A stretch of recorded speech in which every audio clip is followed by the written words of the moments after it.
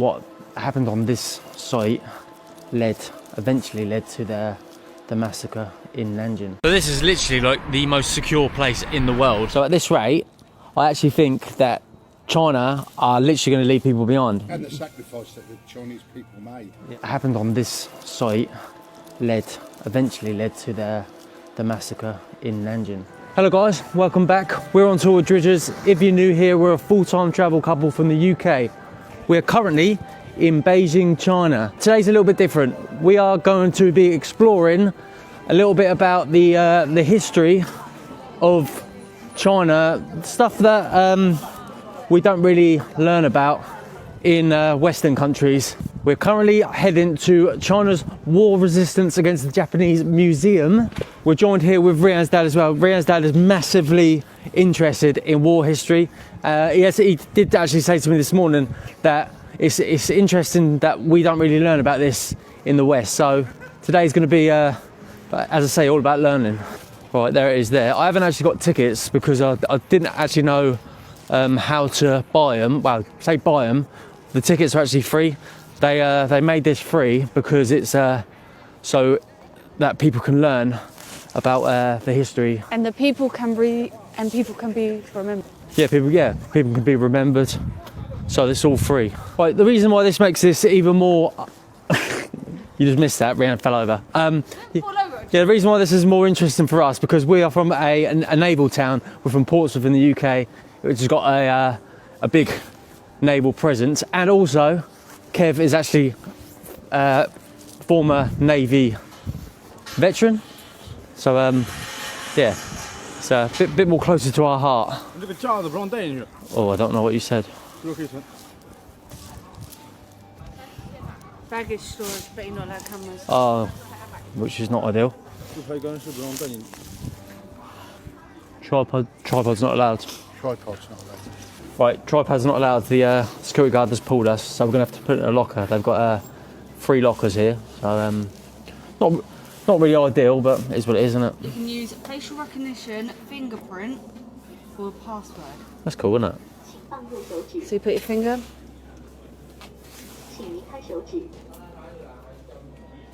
What's it saying? Please remove finger first, then insert it. Yeah. How good is that? How good is that?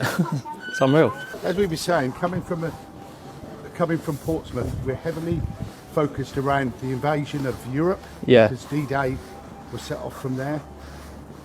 So this will be quite interesting because we don't know a lot about the war in the Far East, whereas we do the war in Europe. So this will be very interesting today. Yeah, I mean, I've done a little bit of research this morning. This museum's actually built on the battleground. There's a bridge about a 5-minute walk away, and the Japanese invaded, and it caused the Sino-Japanese War. And it's actually this museum built on the actual site of the battle. You know?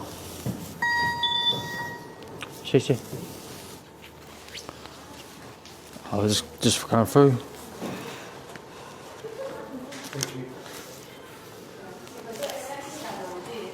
Yeah, yeah, so it's just a passport check. I'm assuming the Chinese would just have ID cards they would use. Yeah. So they just it'd be like an auto scan system. This museum's the largest anti-Japanese museum in the whole of China, and it's got over 200,000 artifacts. So yeah, it'd be interesting, including Japanese weapons. Really? Yeah. At the time of recording, what is it, the 12th? 11th, yeah. So we've got in 2 days' time is the anniversary of the massacre of Nanjing, which over estimated 300,000 people were brutally killed by Japanese forces. Handy thing to have. I was a little bit worried about this, but they've got obviously the Chinese writing, and they've also got the English writing as well. So it's going to make it a little bit easier to understand for us. We're on the lunch break. Right. Loads of school trips and stuff here, so the kids are going to get excited. Ni hao. Hello, ni hao. Hello. So this here, right, it says 1931 to 1945, which is how long the World War went on. So we in the UK and in Europe, we always learned that the World War started in 1939, but that is when Europe entered the war. So we don't learn about the full scale of the war, even though it's a world war. September the 1st. Yeah, 39, when Germany invaded Poland, so Yeah. that was the start of the European War. Yeah, so this is when we entered the war, 1939.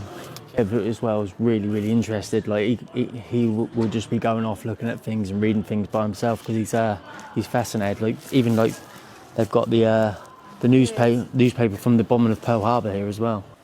A lot of stuff in this section about Chinese and British soldiers fighting together, fighting next to each other. So The Japanese troops employed inhuman and brutal methods to conduct large-scale organised massacre of Chinese people, leaving a trail of blood-soaked tragedies in their wake. Over 300,000 Chinese citizens and soldiers were brutally killed to crush the Chinese people's resistance. a lot of sections it's all focused on the massacre. Like I said earlier, it's what happened on this site eventually led to the massacre in Nanjing. The brutal abuse of Chinese women and children by Japanese invaders during the war of aggression against China was one of the serious crimes they committed against the Chinese people. The invading Japanese army set up the comfort station in a variety of parts of China. Chinese women were forced to serve as sexual slaves. They suffered unpredictable humiliation, and countless Chinese children were abused and killed by Japanese troops. So you hear about the Holocaust with Poland and Germany, but you don't hear all the enslaved labours and all the tragic things that go on here. So we actually watched the film 731 about when Japan did the experiments on Chinese people, and I think this is part of it because this is the frostbite experiment. That's what they're doing, and they were trying to make a nuclear weapon. Yeah. And no one survived it. Literally no one who went in there never come out. Ordered by Kevy. No pressure. Dad's definitely getting the hang of it. He ordered these all on his own. Look at yours, Dad. It's got a print. Yes. Oh, yeah. Whoa. Don't know who's this. Mine's a hot chocolate. This so this is this is a very famous brand in China. And last time we ordered from one of these, we had to wait 2 hours. 3? 3 hours. We have over 300 orders ahead of waiting. We have over 300 orders. Yeah, maybe waiting 3 hours to 4 hours. We Turn never your got phone it. before you forget, Sorry. please. Sorry. Just Don't trust him, no one does. He knows what I'm like. I'm surprised at how little I knew about the Chinese resistance Well, we don't. when the British forces. Yeah, we don't even learn about it. Japanese. Yeah. Yeah, all we hear about is Western countries. So the USA will always tell British people, oh, if it wasn't for you, you'll be speaking German, you know. But we don't learn about the Chinese, how Britain working with the Chinese to fight Japan, and we don't know all this stuff. Yeah. And it's yeah, it's just not taught. And the sacrifice that the Chinese people made. Yeah, it's quite distressing as well to see all the Especially, yeah. all the pictures. And to be honest, there was some really, really graphic pictures of people with their heads getting chopped off, and yeah, horrendous, absolutely horrendous. A very good museum. Very good museum, And very free to get into. very impressive actually. Which unfortunately at home, museums are not free. No, And even in Europe, I've been to Normandy and Belgium, where there's a lot of First World War and Second World War museums, and they're all chargeable. How's your coffee? Is it good coffee? Well, you look yours boiling hot, don't you? yeah, mine's warm. It's not It's boiling hot. nice. But to be honest, I don't know how long it was up there for. It's Yeah. very nice. Let's see what my hot chocolate's like. Remember when I used to do hot chocolate reviews? And we got Yeah. free drinks. Warm. Price of one. Yeah, we did. Yeah, that was like £4, wasn't it? Yeah, that's one coffee in the UK. Easily. Starbucks, about £4. Right, so we're just sat here having a conversation, and Kev lately has been a little bit obsessed with Chinese television, so he's been watching a lot of stuff on the news about they're getting people out of poverty, but President Xi said you've got to work your own way. He's giving them the facilities, but you've got to work your own way out of it. But the problem is our government. Our new Labour government have just brought out policies that basically they're not giving an incentive for people to work. So it's different. Like, how can you grow a country when no one's going to work? So basically, the Chinese government are trying to get people out of poverty, but they're trying to make people work as well. So the whole country benefits. And what did you say about like all the launches there's been? 19 launches this month, Yeah. I believe. So at this rate, I actually think that China are literally going to leave people behind. It's going to be hard to compete. It's mad. 3 satellites went up this week, I believe. Right, we have come to Tiananmen Square. I know what you're thinking. You can't go to Beijing without going to Tiananmen Square. Well, it's our 3rd time in Beijing, and there always seems to be a reason why we can't come here. And so we're here, and we're going to try and actually see Tiananmen Square. Ni hao. Hello. Ni hao. Good time, man. Tiananmen Square. This way. That way. How do we get there? How do you get there? Fly? No, I just thought there would be a path. So this is literally like the most secure place in the world. The reason why we don't ever manage to see the square, because obviously when we've been there before, I used to think that Tiananmen Square was just a square that you could just walk onto, but it's the most secure square I've ever seen in your life. So we're obviously walking down the road at the moment because the pavement is blocked off. We then need to go all the way up there, past loads of security, just to enter the square. So it's a bit of a nightmare, but we just got to get it done, because I will be fuming if we don't get it done this time.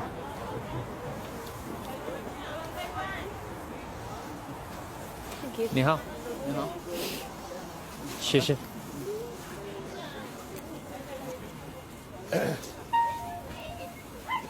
Coffee. Thank you.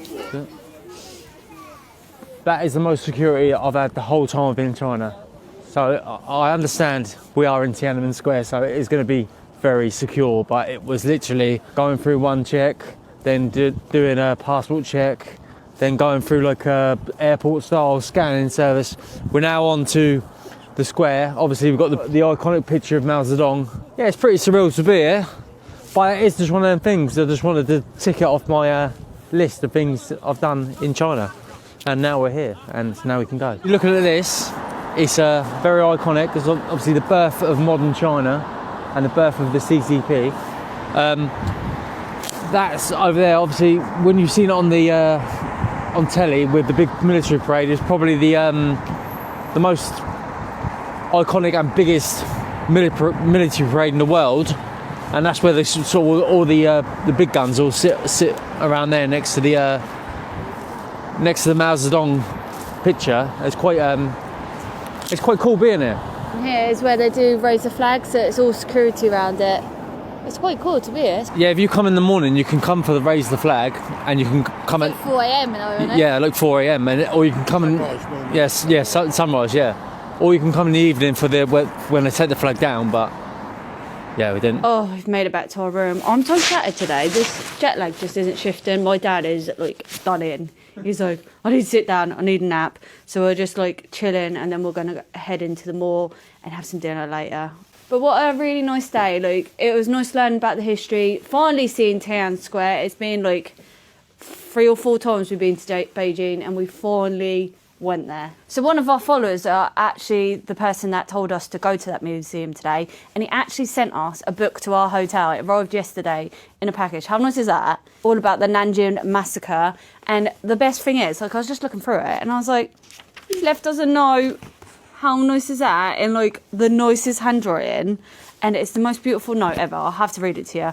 Dear Rianne and Benjamin, thank you for your open hearts, for your journey to see, and for your courage to seek the truth of a country you've come to love.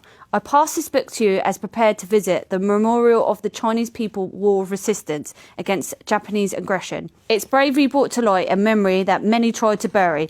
To remember the Nanjing massacre is not to hold hate, but to honour the loss, and to protect the peace with the lesson of history. Your journey helps bring this memory to the world. In your hands, a painful past can become a shared hope for a better future. Carry it with you with deep thanks and friendship. That is one of the most beautiful things I've ever read. It's amazing. Like, he's put it in such amazing words, and this is one of the things, like, we love our job, is just meeting, like, we would never met this person, and we would have never read such a lovely note. So Yeah. It means a lot to us. And Ben might actually read his first ever book. Echo that as well. Thank you so much for that. Honestly, it means so much to us. We're always going to have that to look back on and remember this journey. It's amazing, and all we want to do is keep doing what we're doing, keep spreading the truth and letting the world know, because as we say a million times, we do not know about this in the West. So it is very, very, very important, and it makes when we get gifts like that, it makes us realise what exactly we're doing and how it actually does affect real people's lives. So yeah, we're very proud of that. Anyway, we have got more to come from Beijing, so carry on watching. Hope you enjoyed today's video. It was obviously a little bit different, a little bit deeper, a little bit sensitive, but obviously we're just trying to learn. So it was nice to actually share some of the history, Chinese history, to my dad, which is he is a massive war history fan. Yeah, he is. He's really fascinated. We spent hours in that museum because he read every single little thing. He loves it. He's been to Normandy 5 times. That's where everything happened for the British and where you learn about it. So I think he found it really insightful. Yeah. Oh yeah. He was very interested and fascinated by it all. Anyway, loads more to come from Beijing. Loads more to come from China. We honestly, the content here is going to be so amazing. Got loads coming up, so subscribe.